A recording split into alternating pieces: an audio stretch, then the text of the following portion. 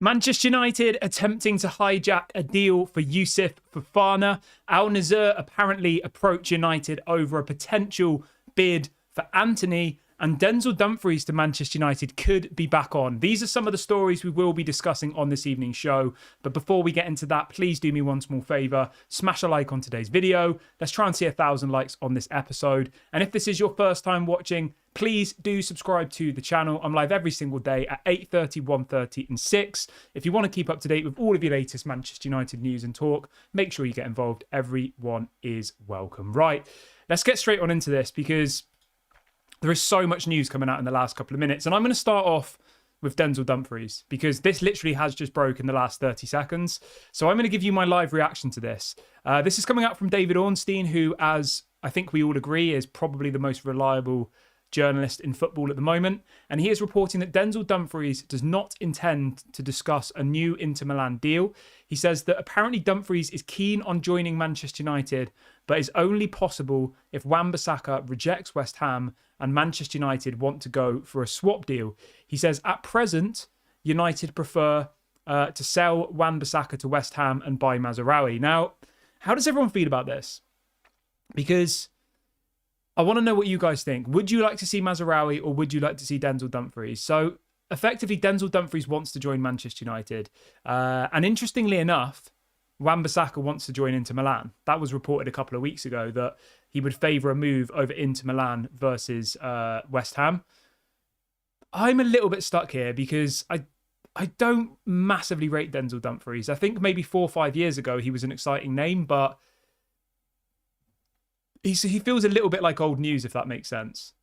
And I don't think he's a massive improvement on Wan-Bissaka. Whereas Mazraoui, I know he's had injury problems, but I do think Mazraoui is a quality player.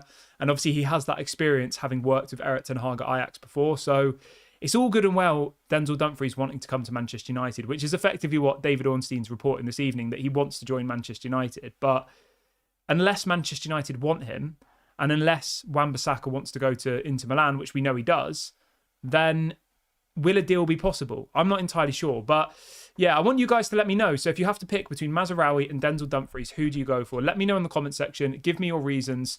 I always like to see what other Manchester United fans have to say. I'm going with Mazraoui, though. I think Mazraoui would be a better fit for our team.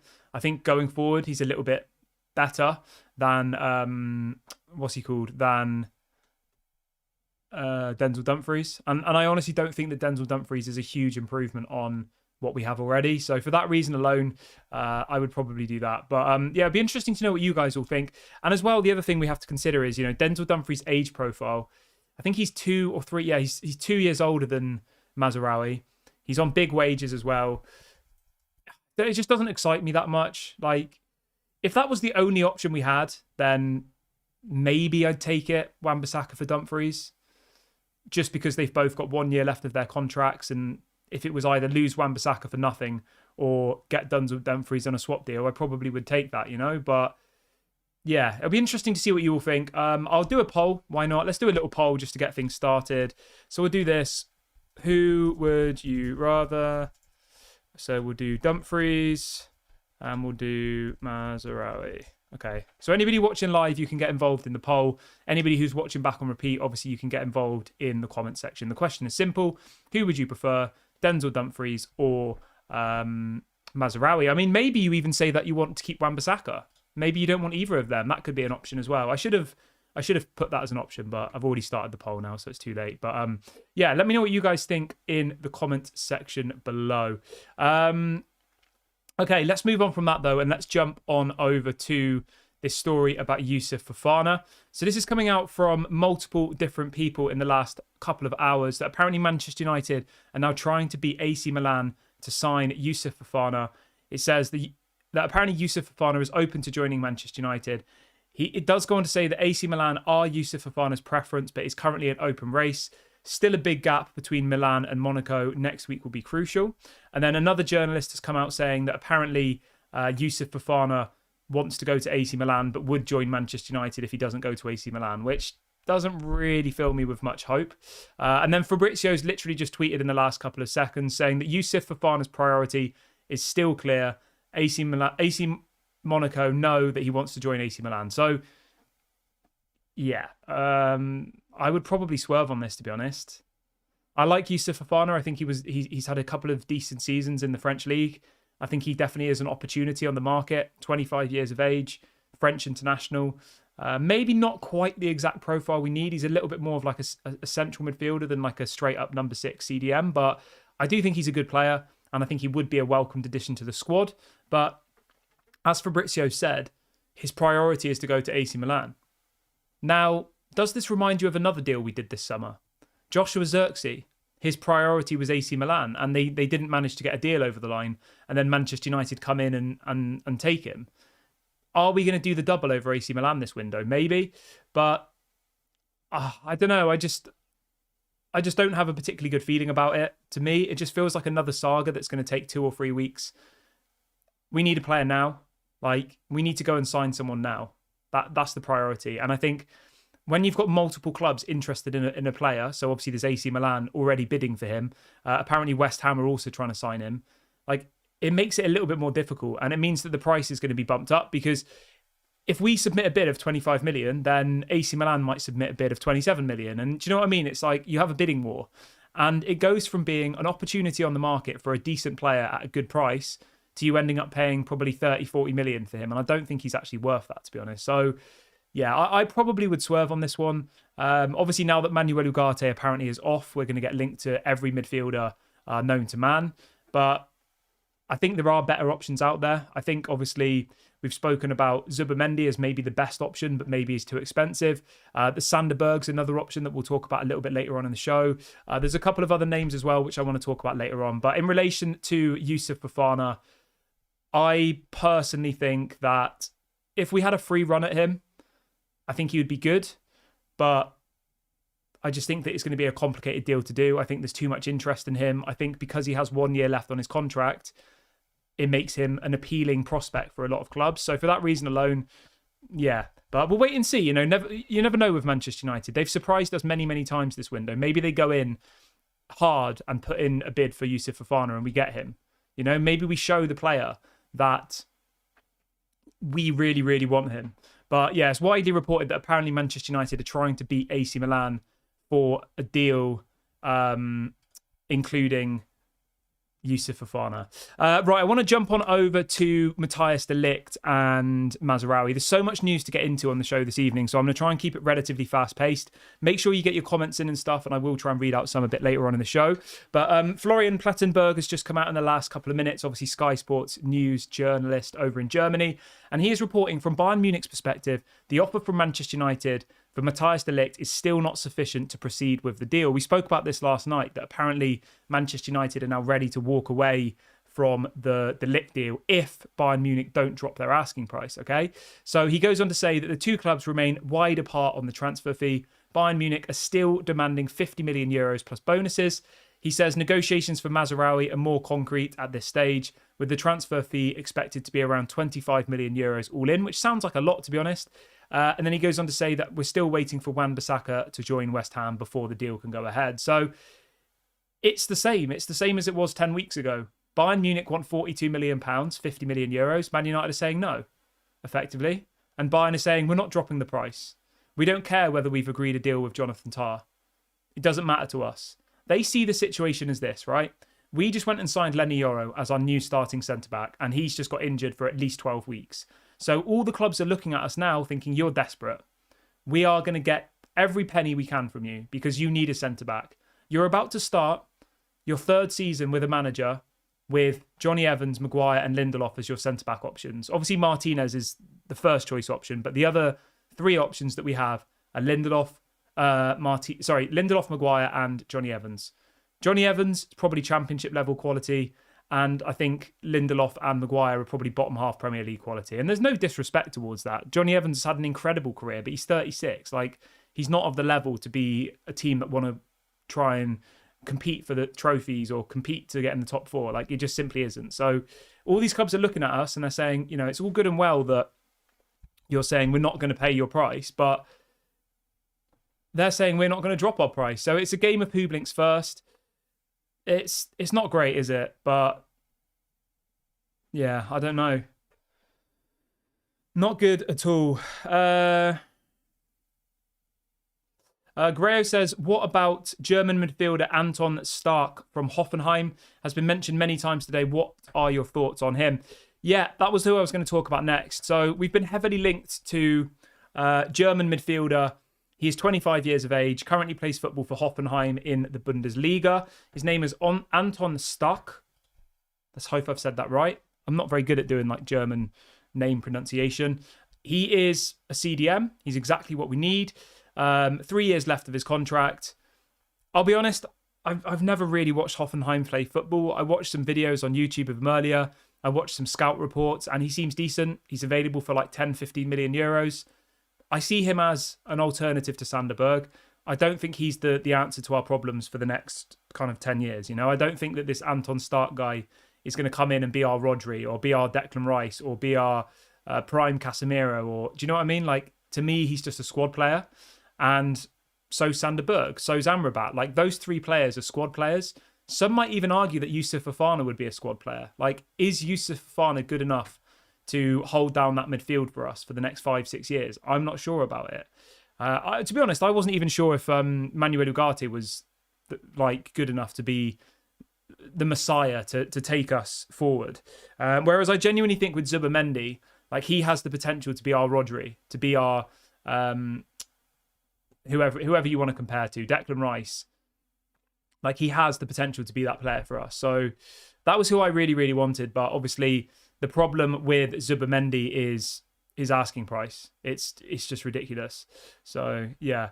Let's see what people are saying in the chat this evening. We've got over 1,000 people watching live, but we've only got 200 likes. So if everybody who's watching could do me a little favor and smash a like on the video, that would be really, really appreciated. And if this is your first time watching, please do subscribe as well. We are about to hit 23,400 subscribers. So please go and subscribe if you are new. Let's make sure we hit that by the end of today's video. Right, let's see what people are saying in the chat quickly. I mean, not much is going on.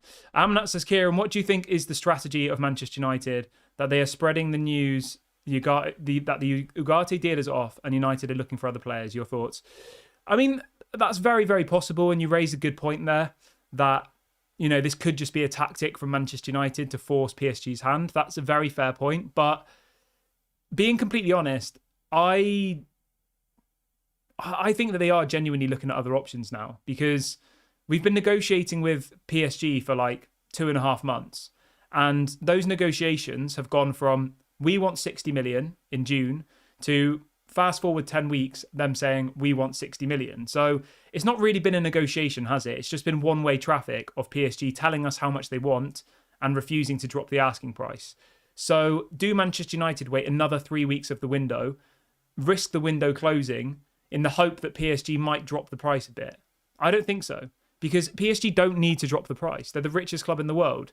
Like, I know they let Mbappe go for nothing, and I know that's probably hurt them, but at the same time, I can't imagine PSG letting Manuel Ugarte go on the cheap. Why would they? They don't need to. I know obviously they've got João Neves. I know they've got Zaire-Emery. They've got Vitinha. Like, they have lots of options in that midfield position. But I think if you look at the PSG fan base, the mood is probably pretty fragile at the moment. They've just let their biggest and best player of all time go for nothing. And now Manchester United are trying to buy Manuel Ugarte for a cheap deal. Like, it's not going to look good for them. And I think it's exactly the same narrative for Matthijs de Ligt. There was a story like a couple of weeks ago saying that the director of football at Bayern Munich sees de Ligt as like a monumental moment in his career, where effectively if de Ligt goes for really cheap, he kind of fears for his job, you know? The director of football fears that if I let him go for less than his market value, then everyone's going to look at me like I don't know what I'm doing, and he'll probably lose his job. So that's why I think that these clubs are holding out. They don't need to sell. They want to sell, but they don't need to sell. There's a difference there. You know, it's not like Chelsea, who need to sell their youth players to balance the books. Bayern Munich and PSG don't need to do that. So, yeah, they need to sell if they want to buy more players. That's the difference. Whereas Chelsea are actively trying to sell people.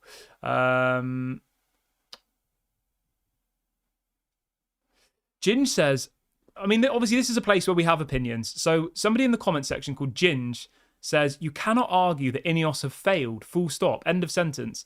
Season starts in 4 days and we are not ready at all again. I disagree with you, mate. I do.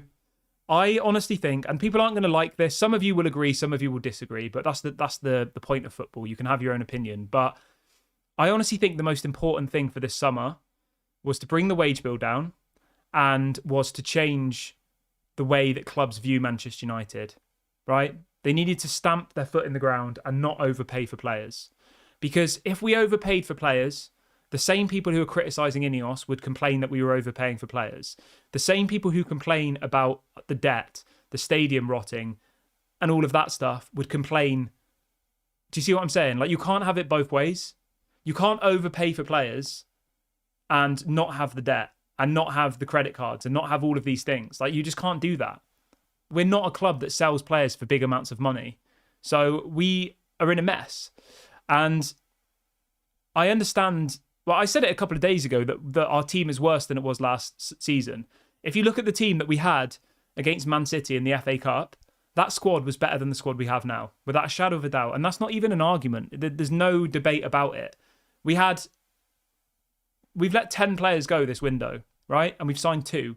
One of them's injured for 3 months. The other one that we've signed is Martial's replacement, and now Højlund's injured. So our squad is actually worse.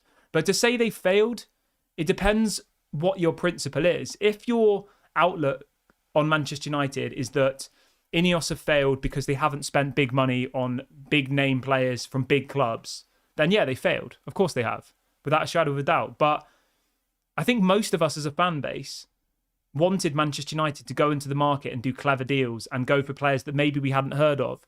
And I mean, how many of you had heard of Lenny Yoro 2 months ago? Be honest, I hadn't. I'd never heard of him. How many of you had heard of Joshua Zirkzee and watched him play regularly? I'd heard the name, but I've never seen him. But there's a difference, isn't there? Like, they are actually bringing in slightly players from under the, under the radar. So if you're asking me, have INEOS failed at spending lots of money and bringing in big name signings? Yeah, of course they failed. They failed massively. They failed absolutely miserably, right? But have they failed at bringing the wage bill down? No. They've reduced the wage bill by about £1 million a week. 1 million a week our wage bill's gone down by. It was on about 220 million last season. Now it's on about 170. That was from getting rid of people like Varane, Martial, Greenwood, Donny van de Beek, others I've probably forgotten about, right? So they've succeeded in that sense. They've done very, very well at getting rid of players. To get rid of 10 people in one window, I know some of them were free agents, but they easily could have kept Varane. They could have kept Martial. I mean, Martial, obviously, you wouldn't keep, but they could have easily kept Varane and not signed a new centre-back. But they thought, you know what? It's time to move him on. Let's bring the wages down and let's go and bring a younger option in, and that's obviously Lenny Yoro. I know he's injured, and I know that's disappointing, but that's not INEOS's fault. So in the sense of wages, they've done a really, really good job. And the point I'm trying to make here is we're suffering at the moment. The fan base is angry. I get it, some of the fan base, but it's a slow game, you know? It's not an overnight thing. And this bringing the wage bill down will benefit us in future years. We're trying to balance the books. We're trying to undo the wrongs of the Glazers, and that's going to take years. They let us rot for 10 plus years, overpaying for players, giving out stupid contracts, etc., etc. And there's no deals this window that Manchester United have done where you look at it and you think they've overpaid, they've given stupid wages. Not one. Zirkzee and Lenny Yoro are on about 100k each a week, which isn't much at all in the grand scheme of things. And then you've got Casemiro on 350k a week. You've got Antony on 200k a week. Like, all of the players from the Glazers area are earning stupid money. Mason Mount, I mean, 250k a week for Mason Mount. He probably played about 5 games last season. We spent £60 million on Mason Mount. Like, what was the logic behind that? So I'm not questioning INEOS's judgment so far, because I genuinely think what they've done in the window so far has been good. And I think that the issue is that the clubs that they're trying to buy off are being stubborn and are not dropping their prices. And my opinion is this: I respect INEOS. I stand by them for not giving in to their demands. Because if we were sat here having paid 60 million for Manuel Ugarte, You might be happy that we've signed someone, but I'm telling you, the second that he has a bad game, those same people would be saying that he's a flop. What a waste of money. Why did we pay 60 million for him? Whereas if you went and got someone like Sander Berg, right, as an example, 20 million pounds, an opportunity on the market, you know what you're getting, don't you? And I think he'd probably do more than what most people thought. But yeah, it'd be interesting to see what other people think and, you know, what other opinions people have on all of this. I just think it's far too early to be, you know, it's far too early to be saying that INEOS have failed. We're literally like 6 weeks into the first transfer window under INEOS. It's going to take 3 or 4 windows before we're where we want to be, you know? I think next summer's the big window, realistically, because next summer, people like Maguire, Lindelof, McTominay, like all of the players that we want to leave, their contracts expire next summer. So if they refuse to go this year, they won't have a choice next year. They will go. That's a fact because their deals will be up. So I know it's frustrating, and I know, like, to throw around the word that they failed, maybe they failed to you. Maybe you were expecting it to be like a FIFA season where we go and spend £300 million. You know, on FIFA where you adjust the wage thing and you can suddenly spend like 500 million and you go and sign 10 players. And do you know what I mean? Like, I feel like some people thought that would be the case this summer. They thought that because we've got new owners, they looked at what Chelsea did, spending £500 million in one window, and they probably thought that we were going to go out and buy 6 or 7 first-team players and all the rest of it. But that was never realistic. And some will say, oh, well, we should have got Qatar. They would have done that. But I just don't think that's realistic in football anymore. You know, it just isn't. So, yeah. But you can let me know what you guys think in the comment section. Do you agree with what I'm saying? Do you disagree? The whole point of this channel is to have opinion. So I always like to see what other Manchester United fans have to say. We've got over 1,300 people in the chat now, which is amazing. We've only got 300 likes, though. So if everybody who's watching goes and likes the video now, I'd really, really appreciate that. And make sure you subscribe as well. I've just dropped a link into the chat to do that. We're only 6 away from 35,400. So please go and subscribe if you haven't already. Daniel says, Kieran, why didn't they walk away sooner, though, and go for other targets? They wasted 10 weeks with nothing accomplished. This after having 2 months of planning time. Now, that I agree with. I agree with you 100% there, Daniel, right? As soon as the news broke last night about Manuel Ugarte deal being off, I thought, finally, at last, I felt like a weight was lifted off my back because for so long I was looking at this Manuel Ugarte deal, scratching my head saying, why the hell are we even still speaking to PSG? 60 million euros is ridiculous. It's an absolute no-goer. So if they were saying 60 million 10 weeks ago, why are we still even bothering with them? Like, we should have walked away weeks ago. And I agree with you 100% there. They failed in the sense that they thought that if they waited, the clubs would drop their asking prices. That's how they failed. They were naive. They thought that Bayern would drop their price. They haven't. And they thought that PSG would drop their price. Now, to be fair, maybe they will. Maybe this story's saying that we're going to sign other players. Maybe that will force Bayern Munich's hand. You know, maybe they'll all be sat there in Munich saying, oh, we've just seen that Manchester United are going for Youssouf Fofana. Going for, I don't know, another centre-back, David Hanko, Chalobah, whoever it might be. Like, we need to drop the Ligt price. And, you know, PSG might be sat there in Paris saying, Man United are trying to get Youssouf Fofana. Like, we have to drop the price. Like, maybe that happens, but yeah, it's hard to see at the moment. But they failed in some ways, but I think to say just like blanket statement, INEOS have failed. They failed in some ways, yeah, I'll agree with that. But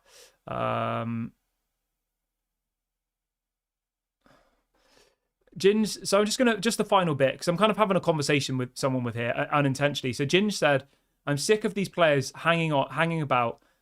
The club needs to get firm with them, get them gone. I'm sorry, mate, but that doesn't make any sense, right? You can't just get them gone. If you want them gone, you have to pay their contracts out. So you're honestly telling me that you would rather get no money for Maguire, Lindelof, McTominay, Eriksen, and not only would you get no money for them, but you'd also be willing to pay off the rest of their contract. Like, that doesn't make any sense. That's not logical. I would rather have those players in the squad than pay them a year's salary to leave. Like, that doesn't make sense. But anyway, let's move on from that, though. I think I've said my piece on INEOS at the moment. I don't think there's really much more to add to it. But obviously, you guys can let me know in the comment section, like, how are you feeling about the situation at the moment? I'd be very interested to see what you all have to say. Okay, moving on from that, though, and let's jump on over to this Antony story. I mean, if this story happens, I will be a very happy man, but I think we've got to take it with a pinch of salt. So this story broke earlier on today from a journalist called Pete O'Rourke. I'll be honest, I'd never heard of him. I did a bit of research before kind of putting him in the title of the video. Apparently, he used to be a reporter for Sky Sports, and he now is an independent journalist. He's followed by Fabrizio and David Ornstein. He's got over 130,000 followers on Twitter. Whether that means anything, I don't know. But he is reporting that apparently Al-Nassr have approached Manchester United to register their interest in signing Antony this summer. He says the Saudi club have switched their attention to Antony after failing to agree a deal for Barcelona's Rafinha. Now, we know that the last bit of that story is true. Al-Nassr were trying to sign Rafinha. That hasn't happened. And Antony, another right winger, Brazilian, maybe that would work. And let's be fair here, right? If Antony went to Saudi, he'd probably do really well, I think. So he probably would be a good signing for them. He's a big name player. Obviously, the right age profile would bring lots of viewers to the Saudi league. Do I think Antony will end up in Saudi? I don't know. I very much doubt it, to be honest. There's quite a few other people reporting the same story as well. I just can't see Antony wanting to move to Saudi Arabia at the age of 24. Like, he plays for Manchester United. Why would he do that? You know? Big ups to Luke, who's just done a super chat saying congrats on 35,000 subscribers. Thank you very much for your support, mate. I really appreciate it. And thank you for the super chat. But yeah, let me know what you guys think about that one. Antony to Saudi Arabia. I would drive him. I mean, you can't drive to Saudi Arabia, can you, from England? But what would I say? I would fly him to Saudi myself. I don't know. But you know what I'm saying. I definitely would sell Antony to Saudi, 100%, without a shadow of a doubt. But do I think it will happen? Probably not. Probably not. Is there an interest there? I'm sure there's an interest there. Yeah, I'm sure there is. I'm sure Saudi clubs want Marcus Rashford. I'm sure they want Bruno. But that doesn't mean that they're going to get him. It's just interest at the end of the day. It's just an approach. Will it go any further than that? Who knows? I don't know. Yeah, obviously he would go there and earn lots of money, so that would be good for him. But other than that, I can't really see Antony wanting to take that step down in his career right now. But you never know. Who knows? Anything can happen in football. But keeping on the topic of wingers, I want to talk a little bit about Jadon Sancho, because Fabrizio Romano has been talking about Sancho's future. And he is reporting this evening that nothing has changed on Jadon Sancho's future as of today. He says there's still a possibility of him leaving this summer. However, talks are not advancing to important stages at the moment. He says that PSG's interest in Sancho is still there and they have already made contact with his agent. I'm going to be honest with you, right? I think at this point, like, we need Sancho. If anything, Sancho's like a new signing. And maybe people will say that's how desperate we've got, but Sancho barely played football last year. So he is kind of like a new signing, isn't he? Because we didn't have him last year and now we've got him now. Mason Mount's like a new signing. I almost see Martinez as a new signing because Martinez barely played last season, sorry. So we have to try and bring the positives here. Yes, we've only signed 2 players. Yes, we need midfielders. Yes, we need centre-backs. But this time last year, we had no Martinez, we had no Jadon Sancho, and we had no Mason Mount because all of them were either injured or on loan. So as much as I would like Jadon Sancho to be sold, I think the rate that we've done business so far this window, the trouble we've had negotiating fees and stuff, we've got 3 weeks until the window closes. Are we honestly believing that we can sell Jadon Sancho within the next 3 weeks, as well as then sign a replacement? And who would that replacement be? Like, Desiree Doué was the obvious option, but he's going to Bayern Munich. Like, I don't even know who we'd go for. You know, like if Jadon Sancho left, we'd need to sign another attacking player, 100%. Højlund's injured. Ahmad's ready to start, but whether or not he'll hit the ground running, we don't know. I hope he does. Pellistri's going to leave. There isn't really anyone else. There's Garnacho, Rashford, Antony, who, let's be honest, is a bench player now, and Ahmad. Those are our 4 kind of wingers, aren't they? So if Sancho goes, you need someone else. So, yeah, unless they're going to give us big money, I think the kind of moment's passed a little bit. Joshua says, Ten Hag may play Sancho as a false nine. Yeah, that's definitely a possibility. Definitely. Well, he's been doing that in pre-season, hasn't he? But in short, I would like Jadon Sancho to go, and I would like us to bring in someone else, but I just don't see how we're going to do all of that with this little time left of the window when the talks aren't being described as advanced. You know, they're still just initial talks. So, yeah, I just think it seems quite unlikely. But maybe things speed up. You know, maybe in a week's time he joins PSG. Maybe that happens. And the thing that I don't understand with this whole Jadon Sancho situation is, right, so PSG apparently want Jadon Sancho and we want Manuel Ugarte. Like, why is there not some sort of swap deal? They can't want him that much, can they? Because otherwise, surely in the negotiations, they'd say to Manchester United, you want Manuel Ugarte, we want Jadon Sancho, we want 60 million euros for Ugarte, we'll give you 60 million for Sancho. Like, why has that not happened to this point? And that's what kind of makes me feel like that's not going to happen and that Jadon will be a Manchester United player next season. And you know what? If he comes and does well, I'll be happy. Yeah, I'll be very, very happy. Zozam says we should try and sign Nico Williams. Yeah, I just don't think Nico Williams is going to come to Manchester United, to be honest. Yeah, I don't think so. Rajat says, could we try Bruno as a false nine? Yeah. Bruno played as a false nine in the FA Cup final, didn't he? So that's a possibility. Yeah, maybe. We'll wait and see what happens with that one. What else did I have planned for the show? I feel like I've missed something out. So much news comes in now. Like, it's so hard to keep up to date with all of it. Just trying to think if there was anything else. Obviously, we spoke about Antony. We spoke about... what's he called? Manuel Ugarte. We spoke about the Ligt. I think we've spoke about everything now, you know. Youssouf Fofana. Just a quick one on Sander Berge, actually, really quickly. I want to go through the midfield options because we've had a bit of clarity on the asking price for some of the other midfielders we're linked to. So apparently Burnley are asking for 20 million for Sander Berge, which I think is probably reasonable, maybe a little bit too expensive. I think he's probably more like a 15 million pound player, but 15, 20 million for Sander Berge sounds about right. And then another player we've been linked to is João Gomez from Wolves. Apparently Wolves are asking for 38 million pounds for him. And then the other one was Andre from Fluminense. Apparently he's available for about 25 million pounds. Yeah, we just need to go and sign somebody now.